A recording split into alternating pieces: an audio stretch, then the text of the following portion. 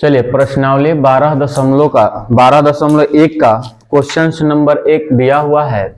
Question कह क्या रहा है देखिएगा, दो वृत्त की त्रिज्याएं क्रमशः 19 सेंटीमीटर और 9 सेंटीमीटर है, तो उस वृत्त की त्रिज्या ज्ञात कीजिए जिसकी परिधि इन दोनों वृत्तों की परिधियों के योग के बराबर है। तो जरा ध्यान दीजिएगा, इसमें बात किया है तीन वृत्त की। कितना वृत्त की बात किया है? तीन।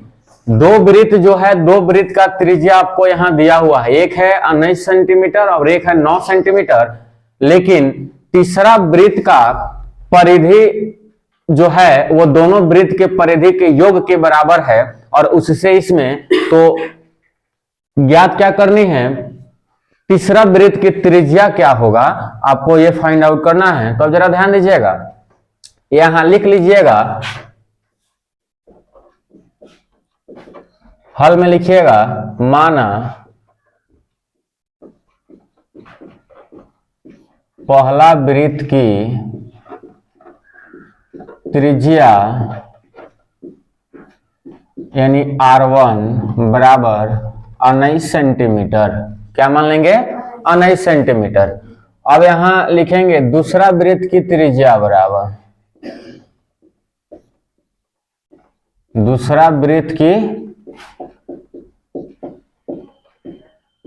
त्रिज्या यानी R2 इक्वल टू 9 सेंटीमीटर। ठीक है, और तीसरा वृत्त की त्रिज्या हम लिखेंगे, तीसरा वृत्त की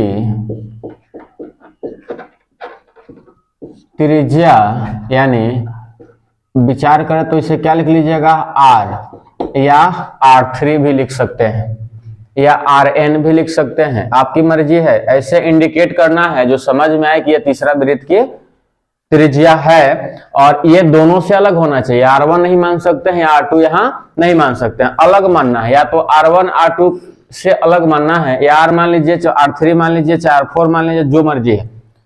तो अब जरा ध्यान दीजिएगा, अब इसमें एक कंडीशन और कहा कौन सी है कि ये दोनों वृत्त की परिधि के योग के बराबर है तीसरा वृत्त की परिधि। तो लिखेंगे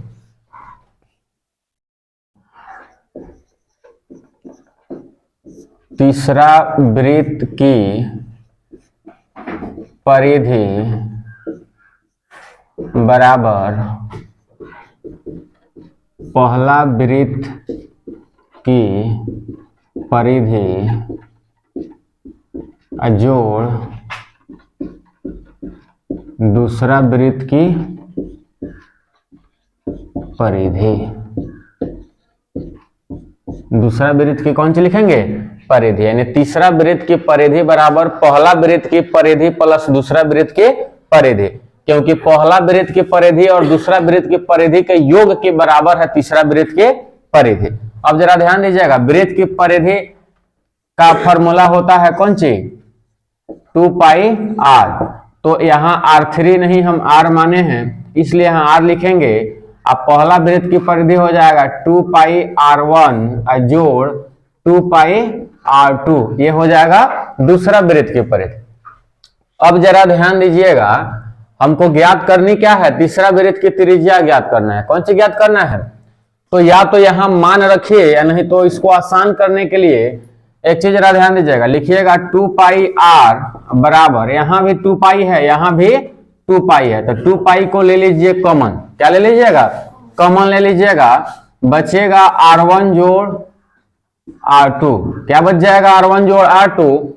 तो अब करना क्या है, अब यहां से ये गुना में है, इधर भागा में आ जाता है, या इसको 2 पाई से 2 पाई को क्या कर दीजिएगा? कैंसिल, यानी R बराबर हमारा हो जाएगा R1 जोड़ R2। तो R बराबर हमारा हो जाएगा, R1 आपको क्या दिया हुआ है? 19 सेंटीमीटर, जोड़ R2 क्या दिया है? 9 सेंटीमीटर। तो यानी R बराबर हो जाएगा 19 और 9 हो जाएगा 28 सेंटीमीटर। यह किसका निकला? तीसरा वृत्त की त्रिज्या हुआ, तीसरा वृत्त की त्रिज्या बराबर 28 सेंटीमीटर। तीसरा वृत्त की त्रिज्या हमारा ज्ञात हो गया, तीसरा वृत्त की त्रिज्या निकल गया 28 सेंटीमीटर।